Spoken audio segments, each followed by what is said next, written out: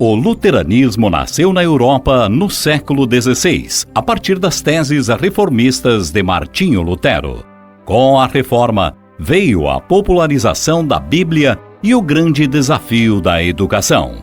Afinal, não fazia sentido traduzir as Escrituras Sagradas e as pessoas não conseguirem ler e interpretar. Era necessário, além das igrejas reformadas, as escolas para instruir o povo. Na Idade Média, frequentar uma escola era só para pessoas que tinham dinheiro e poder em suas mãos. Grande parte do povo ficava sem escola. E assim nós chegamos ao tempo da Reforma Luterana, onde Martim Lutero, professor de Bíblia na Universidade de Wittenberg, reconheceu a necessidade da criação de mais escolas no país para que todos, mesmo dos mais pobres, pudessem ter acesso à educação. Assim, Martim Lutero engajou-se para que, ao lado de cada igreja, houvesse também uma escola, ou em alemão, neben jeder Kirche eine Schule. A colônia Brusque foi fundada em 4 de agosto de 1860 pelo barão Maximilian von Schneeberg. Inicialmente, foi composta por imigrantes alemães, mas logo em seguida também chegaram os poloneses e italianos, além de diversos outros povos, principalmente do continente europeu.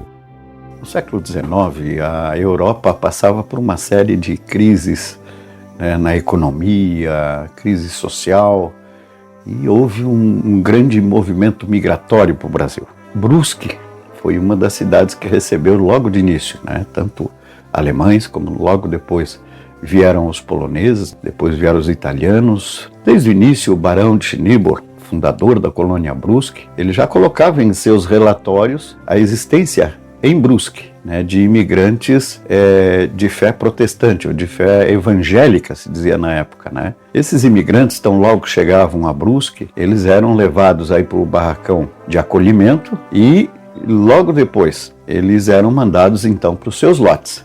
Os imigrantes de fé evangélica foram para os lotes que foram destinados para eles lá na região de Bateias. As primeiras famílias evangélicas luteranas provindos de Schleswig-Holstein, Birkenfeld-Oldenburg e Baden, na Alemanha.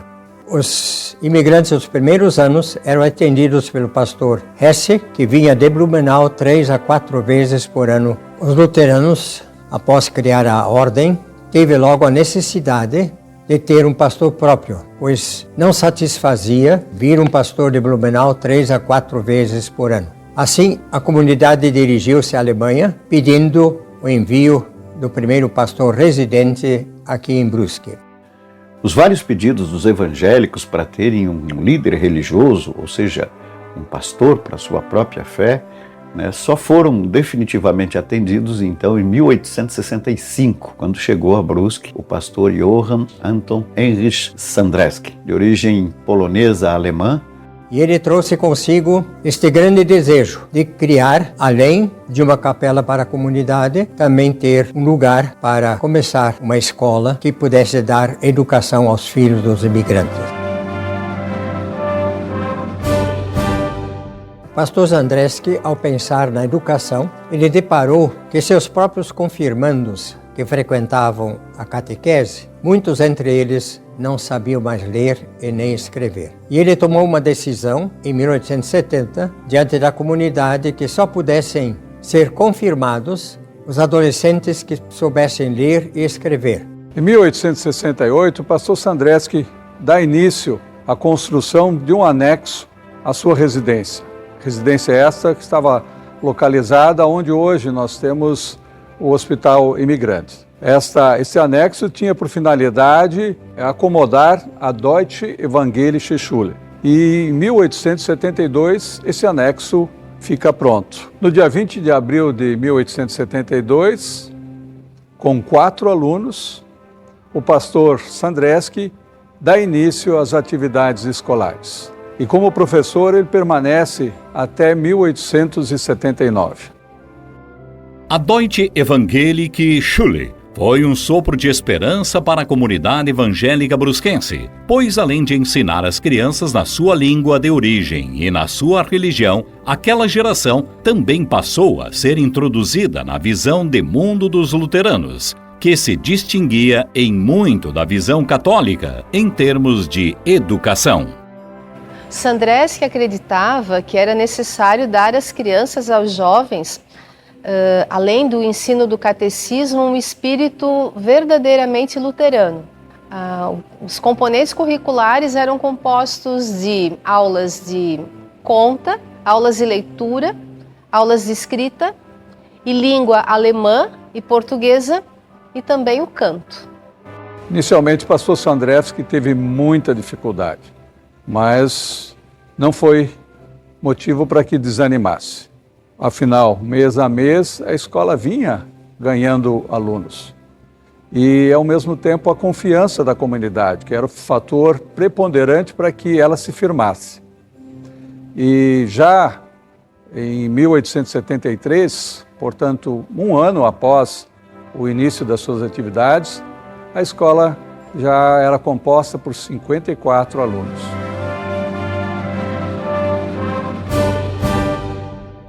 No ano de 1874, a escola já possuía 60 alunos e continuava crescendo. Isto gerou uma nova demanda, que a sala anexa à residência do pastor não conseguia mais atender. Era necessária a construção de um novo e amplo espaço para a escola. Pastor Sandreski resolveu construir uma capela no seu próprio terreno e esta construção tinha como objetivo servir como igreja para reunir os fiéis, mas também para dar a educação aos alunos que frequentavam a escola. Assim, esta construção foi erguida e inaugurada em 1878. Com o templo pronto, o pastor Sandreski resolve transferir a escola do pequeno espaço para esse espaço mais amplo. Afinal, a escola crescente demandava um novo espaço. Como o espaço estava previsto como igreja, as cadeiras, as mesas foram improvisadas.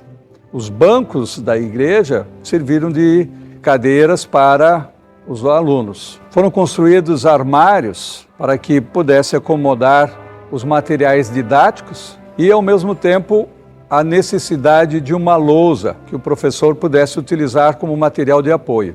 Ao término de cada dia, a necessidade de recompor o espaço como um templo. O pastor Johann Anton Heinrich Sandreski foi o primeiro professor e diretor da Deutsche Evangelische Schule, seu nome que ele próprio cunhou para a escola. Zeloso para com sua criação, já antes de ser transferido para Blumenau em 1880, tomou o cuidado de formar novos mestres e deixar a escola em boas mãos. Albert Miller foi o segundo professor da escola, mas com a mudança do pastor Sandreski para Blumenau, ele foi junto. E aí tiveram que contratar então um outro professor. Tratava-se do professor Eduard Franz Geithner. Sob a sua direção, a escola progrediu. Desde os primórdios, a escola era mantida pelos pais e pela comunidade evangélica, porém com dificuldades de caixa. Mesmo sendo o pastor pago pelo Estado, apesar de um número expressivo de alunos, a escola sobrevivia a duras custas. A partir de 1883, as finanças da escola pioraram.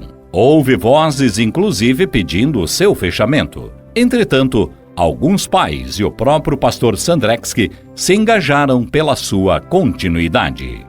A escola mantinha-se pela força de vontade de seu criador e pelo empenho daqueles luteranos que consideravam a questão como a questão de honra. Em busca de saídas para o problema, em 1886, nasce uma iniciativa que viria a salvar o empreendimento da extinção. a die Gesellschaft Evangelischer Schule, Sociedade Escolar Evangélica.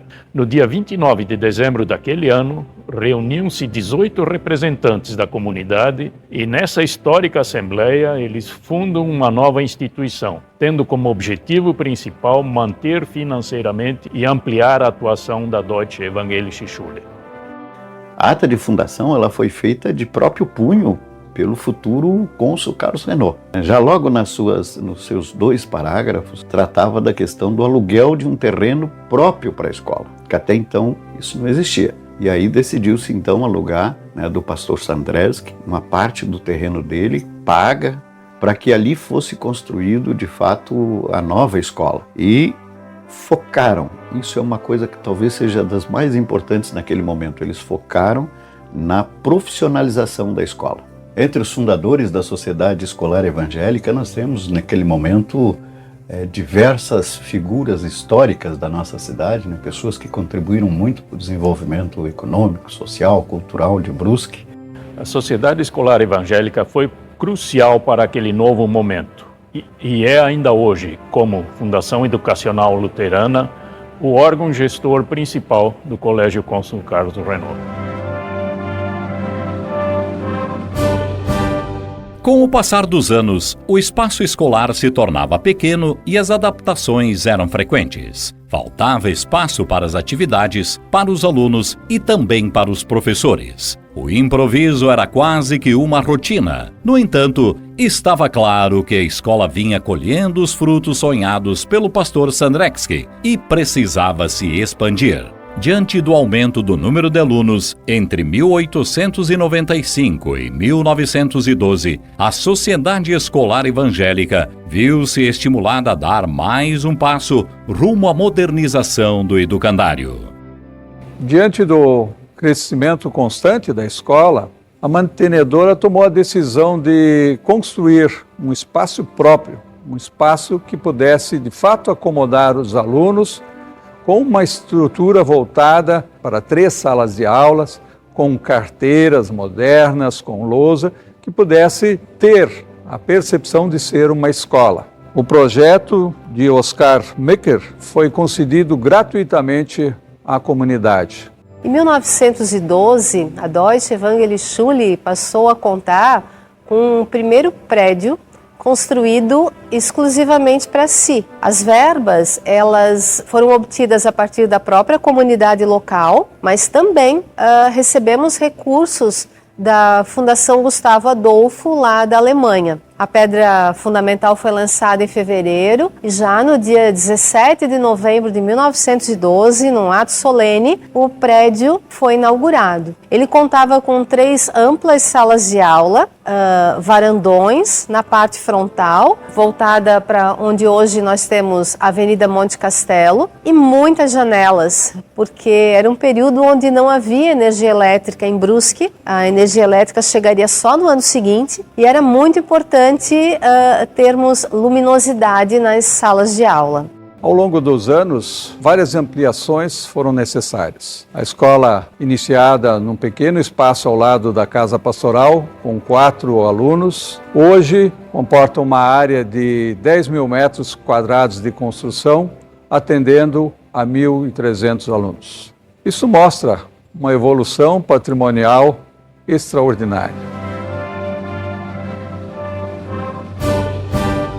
Em 28 de julho de 1914, estoura na Europa a Primeira Guerra Mundial, que começou e durou até 11 de novembro de 1918.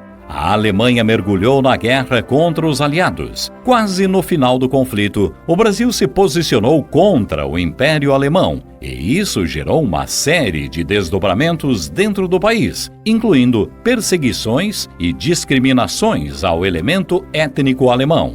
Brusque foi atingida em cheio por essa decisão. As coisas pioraram de fato em 12 de novembro de 1917. Nesse dia, a comunidade recebeu um telegrama do governo provincial proibindo o uso da língua alemã. A diretoria da comunidade, no dia 13 de novembro de 1917, às 18 horas, na casa paroquial, decidiu que os cultos seriam suspensos temporariamente. A escola também foi atingida em cheio e fechou as portas.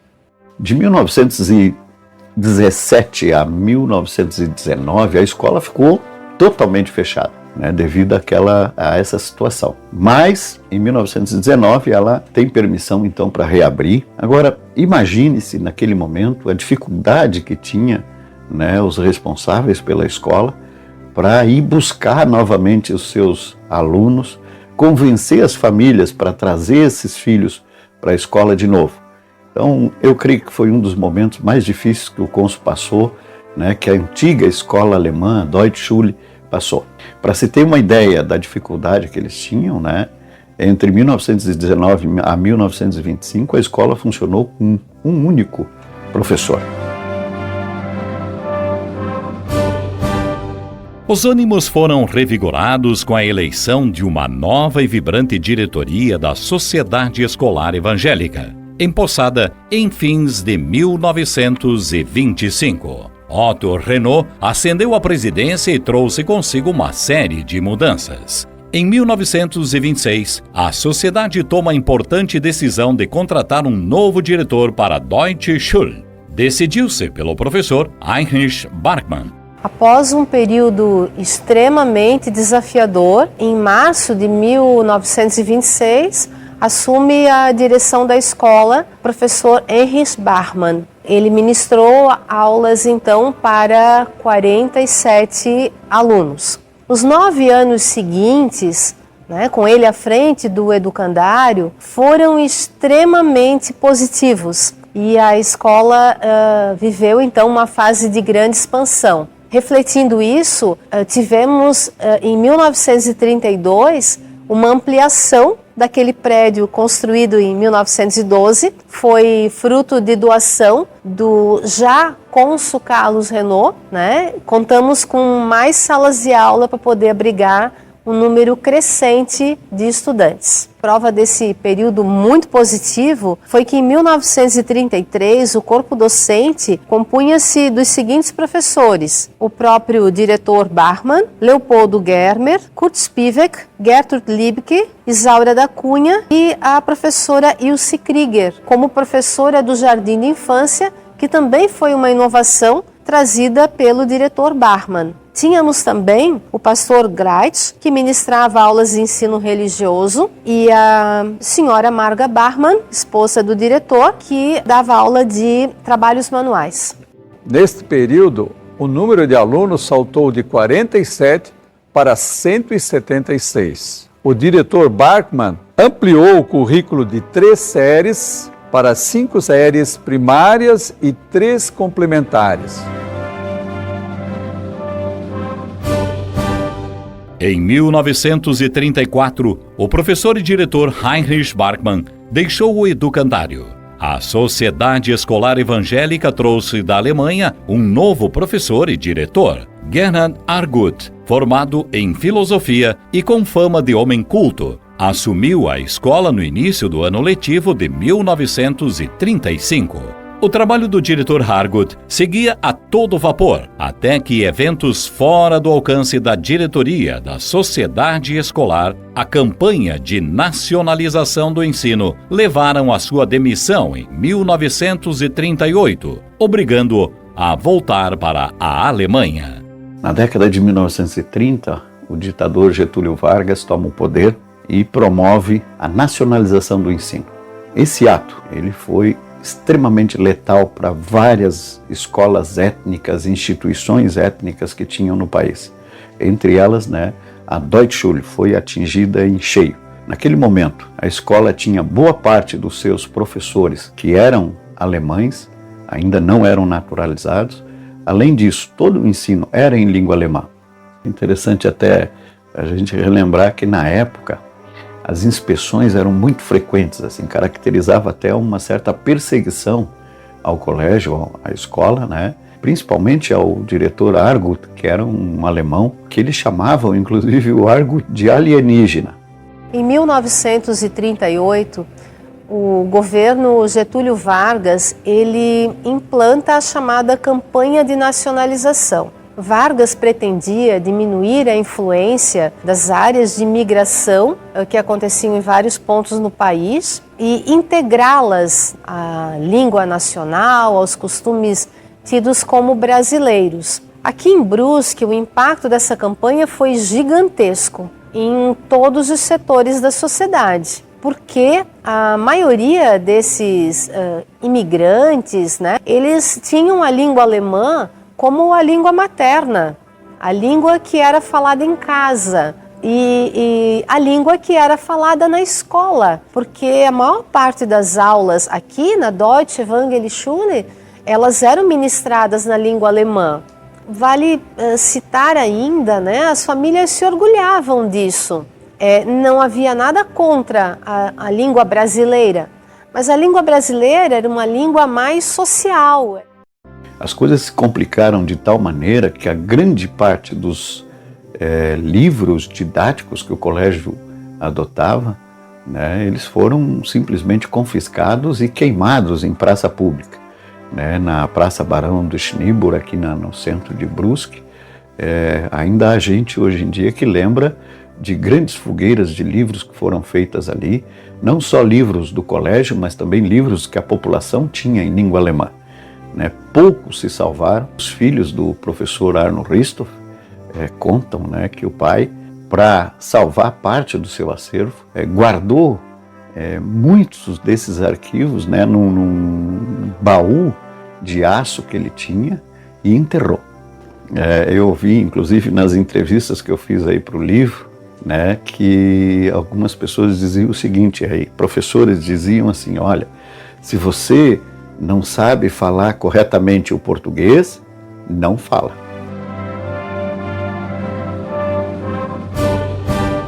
Para a Deutsche Evangelische Schule, não restou alternativa que não fosse se adequar ao novo decreto e num prazo muito curto, apenas 3 meses. Além de toda sua história, a escola não poderia perder os quase 300 alunos que havia conquistado e que estavam em pleno processo de formação.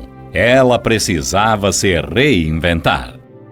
Oswaldo Gleich havia recém-assumido a presidência da mantenedora, a Sociedade Escolar Evangélica, substituindo Otto Renault, e a ele ficou a grande missão de encontrar o diretor. Para o cargo importante como este, num momento tão delicado, a pessoa escolhida teria que ter desenvoltura necessária para, em pouquíssimo espaço de tempo, conseguir readequar a escola de maneira a cumprir todos os requisitos impostos pelo governo. O nome escolhido foi de Arno Ristoff, filho de tradicional família evangélica brusquense, mas que naquele momento lecionava no Rio Grande do Sul. Em 1938, já havia chegado em Brusque o jovem Arno Ristoff. Ele tinha praticamente um mês para regularizar toda a documentação necessária para manter a escola em funcionamento e também ele deveria buscar urgentemente professores natos que pudessem compor o corpo docente da escola. O Dr. Arno Ristoff, ao assumir a direção da escola em 1938, esteve diante de um impasse muito grande de reformular todos os regulamentos e estatutos da sociedade escolar para que a escola não tivesse que fechar as suas portas. Ele empenhou-se muito e realmente conseguiu. Em termos de mestres, né, o professor Arno Ristoff, ele podia contar aí principalmente com 2 professores e 2 professoras. O problema estava no seguinte, o professor Braz Joaquim Alves estava tremendo de medo. Estava com muito medo de tudo que estava acontecendo. E o professor Leopoldo Germer estava em outra situação muito difícil. Ele estava preso em Florianópolis, acusado das suas ligações com a Ação Integralista Brasileira. Arno Ristoff era um professor de boas relações, um líder, um diplomata nato, que em pouquíssimo tempo cativou a simpatia dos empresários luteranos, e entre essas, a do empresário Otto Renault. E em pouquíssimo tempo, conseguiu montar um quadro de professores e, paralelamente a isso, juntar os documentos necessários para que a escola pudesse ter o seu encaminhamento. De posse desses documentos, foi a Florianópolis, de onde trouxe a resposta de que a escola poderia retomar as atividades. No entanto, havia uma condição: a escola precisava abrasileirar-se. Alguns dias depois da ida do diretor a Florianópolis, levando toda a documentação, a escola contou com a visita do inspetor estadual de educação, que sim, permitiu que a escola continuasse em funcionamento, mas com uma exigência. Ele determinou que a escola assumisse um novo nome e assim a escola passou a chamar-se Escola Evangélica Alberto Torres. Essa denominação, ao longo do tempo, ela vai sofrer uma pequena alteração. Outros cursos vão ser ofertados pela escola. O grande objetivo da ditadura Vargas era abrasileirar a escola. Naquele momento, a tarefa do novo diretor era cumprir esta ordem. Já nos primeiros dias de sua gestão, Arno Hristov pôs-se a campo e estabeleceu regras muito rígidas para professores e alunos do educandário. Foi feito um abrasileiramento, eu diria até forçado da escola. Então, em tudo que é lugar que tinha da escola, tinha a bandeira do Brasil, tinha letras dos hinos, tinha a poesia, enfim, a escola precisava esquecer o seu passado alemão. Aos poucos, a necessidade de aprender a falar o português foi sendo abraçada pelos alunos. E em 1940, a maioria, arranhando com sotaque, já se expressava em português, falando e escrevendo. Desta época, temos uma grande quantidade de fotografias que mostram, sem nenhuma dúvida, de que o diretor Arno Hristov conseguiu implantar aquilo que o Estado exigia e que a escola de fato estava abrasileirada. Desde a década de 1920, a escola mantinha 8 séries, acompanhando o sistema educacional alemão, ao qual era ligada. No sistema nacional, estas 8 séries eram vistas de maneira diferente, e Arno Hristov precisava organizar esta situação para se adequar ao que pedia o Estado brasileiro. A escola primária, em 1938, ficou então com as 5 séries iniciais e transformou a 6ª, 7ª e 8ª série em curso complementar, com currículo igual ao exigido por lei.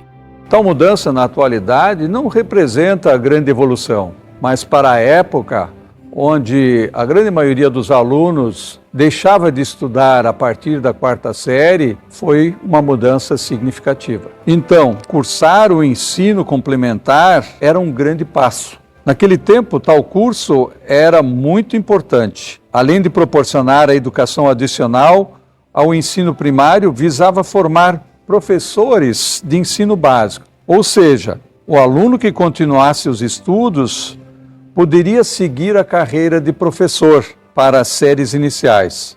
Para que o curso complementar fosse devidamente reconhecido, era necessário que a escola dispusesse de um campo de educação física. Mais uma vez, o diretor Arno Hristov recorreu ao cônsul Carlos Renault, que de pronto aceitou financiar a obra. E já no finalzinho de 1944, também, num ato solene, essa benfeitoria foi entregue à comunidade. O interessante é que Carlos Renault esteve presente na escola, já bastante idoso. Teria sido o último registro que a escola dispõe da presença do benfeitor aqui, Logo no início do ano seguinte, em janeiro de 1945, o cônsul Carlos Renault falece em sua residência. Em 1947, graças à visão educacional do diretor Arno Hristov, foi criado o curso ginasial.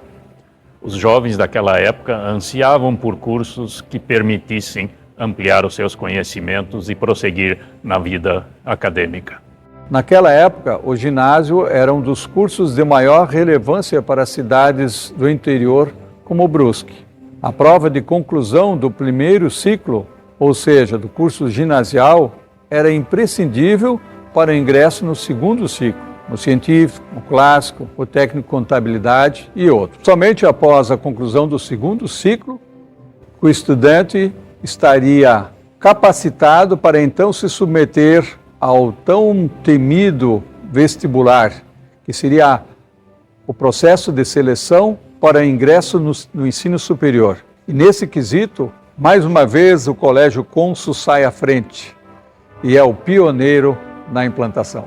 Dentro do seu processo de expansão e para a implementação do novo curso, mais uma vez obras se faziam necessárias. E o diretor procurou, então, o grande filantropo Otto Renault, filho do então falecido cônsul Carlos Renault, que de pronto se dispôs a ajudar. Uma outra iniciativa pioneira também foi lançada em 1954, que foi o internato Oswald von Bittner. Mais uma vez, tem que se dizer que o diretor Arnold Ristoff tinha realmente um olho de águia para as grandes oportunidades. Havia uma efervescência extraordinária no educandário. Nunca na sua história tantas ofertas e cursos e, ao mesmo tempo, tantos alunos interessados em estudar aqui. No ano de 1954, as dependências estavam preparadas para receber outro curso de grande importância para Brusque, a Escola Normal Consul Carlos Renault. O novo curso tinha como incumbência principal formar professores normalistas. Era a formação geral de segundo grau. Estes estariam habilitados a lecionar no ensino primário. Uma característica da escola que marcou as antigas gerações foi a existência de animais taxidermizados dentro da escola. De fato, a escola ainda dispõe de um museu, foi doação, né? A maior parte dos exemplares de animais foram doados por um ex-aluno da escola, o senhor Willy Hoffmann, no ano de 1960. Então, de lá para cá, eles permanecem mantidos, preservados, e ainda hoje exerce um fascínio sobre os estudantes de todas as idades. A vocação de Brusque para a indústria e a demanda de mão de obra especializada para esse setor da economia levaram à criação, em 1963, do ginásio industrial e a montagem dentro do educandário de uma oficina de artes industriais. A iniciativa foi viabilizada por um convênio entre a escola e o Sindicato das Indústrias de Fiação e Tecelagem de Brusque, com a aprovação do Conselho Estadual de Educação. As aulas foram iniciadas em março de 1964. No dia 5 de março de 1964, mais uma vez o colégio sai na frente, toma uma iniciativa pioneira novamente, implantando em Brusque, o curso científico. Isso foi uma revolução para a educação da cidade. O curso científico foi um sucesso e formou milhares de alunos. No entanto, algo incomodava tanto o diretor como a sociedade escolar. Naquele momento haviam 4 cursos dentro da escola. Não se justificava essa descentralização. Fazia-se necessário unificar estas entidades. Decidiu-se então reunir tudo num só conjunto educacional e dar-lhe o nome de Colégio Consul Carlos Renault. Foi assim que, em março de 1964, originou-se a denominação, até hoje estampada na fachada da instituição. Havia um ciclo de demandas profissionais e o Colégio Consul buscava estar atento a essas demandas, que implicava em uma maior especialização para atender o mercado de trabalho emergente.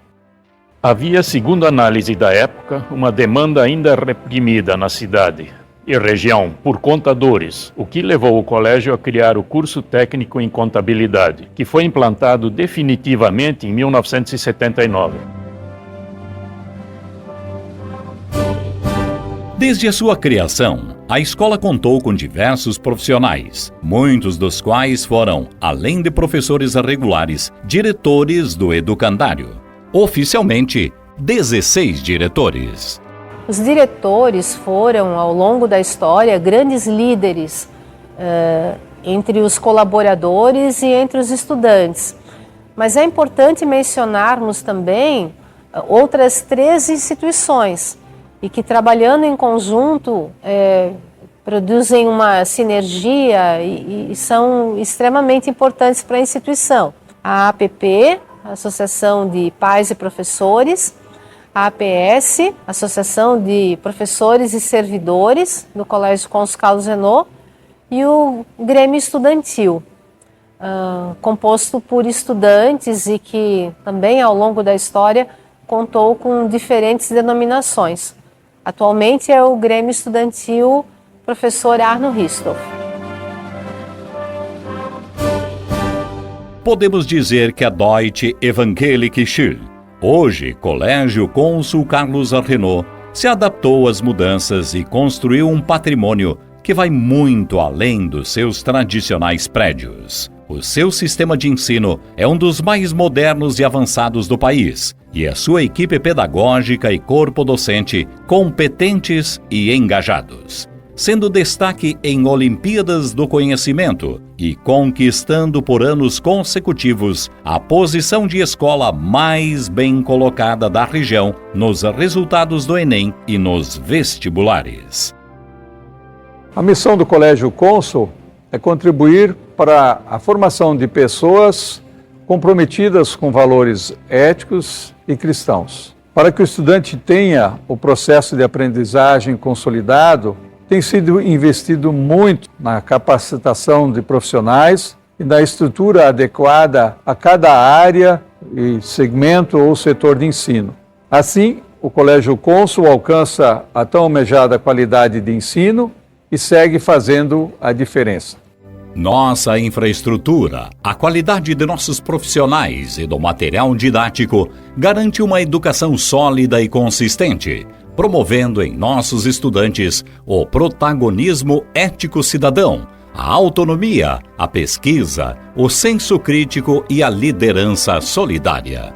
Nos orgulhamos das parcerias que vêm engrandecer nosso projeto de educação, como o Sistema Anglo, a Plataforma Plural, a RoboMind, no projeto de Educação Tecnológica e Robótica, e ainda os projetos de internacionalização da instituição, como projeto de intercâmbio com o Justus Knecht Gymnasium de Bruchau, Alemanha, a parceria com a Cambridge University Press no projeto de língua estrangeira, e o projeto inovador de simulação da Assembleia da ONU, com o objetivo de participar de eventos acadêmicos de simulações de organismos das Nações Unidas.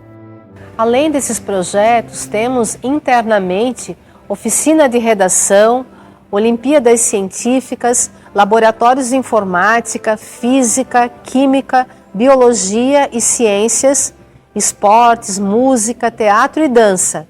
Enfim, uma gama de ofertas e atividades que contribuem com a formação de pessoas comprometidas com valores humanos, éticos e cristãos. O Colégio Cônsul Carlos Renault é a escola particular mais antiga do estado de Santa Catarina e que se consolidou como uma instituição de ensino que oportuniza o desenvolvimento integral do estudante através de uma educação de qualidade, inovadora e significativa, capaz de formar cidadãos competentes e habilidosos tanto para o mercado de trabalho quanto para a convivência social e solidária. Nesse sentido, é importante ressaltar que não esquecemos do nosso compromisso social.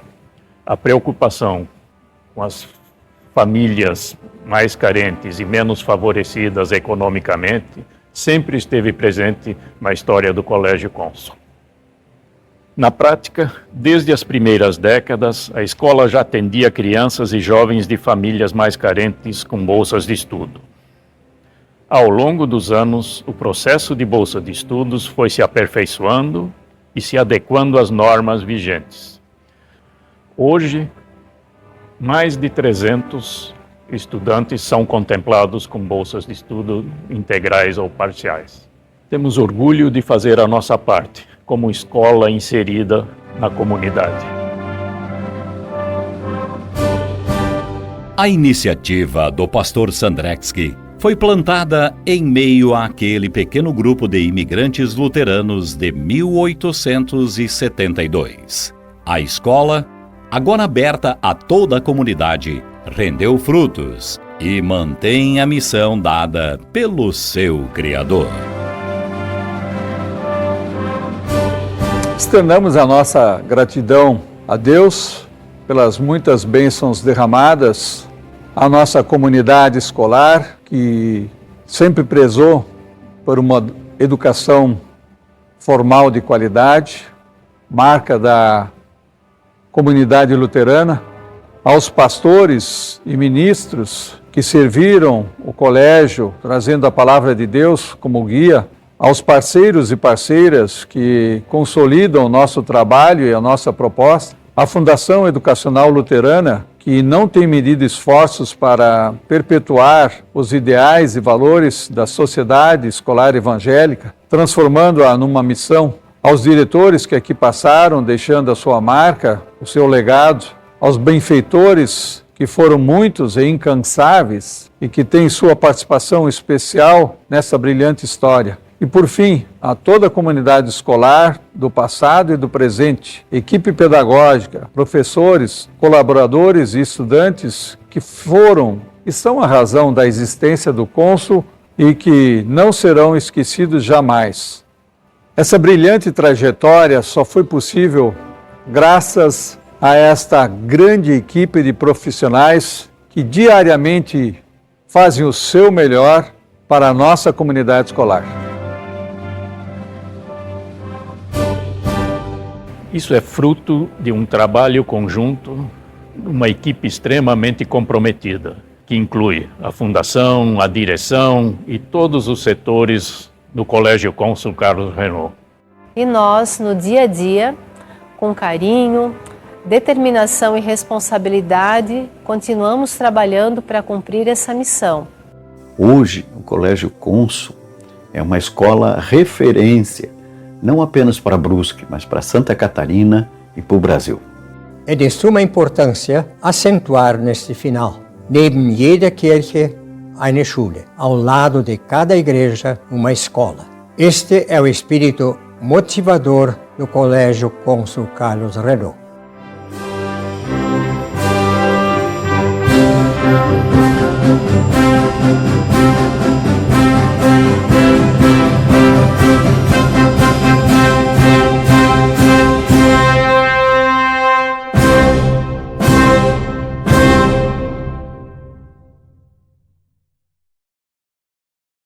Eu sempre fui um grande amigo e batalhador do Colégio Cônsul Carlos Renault.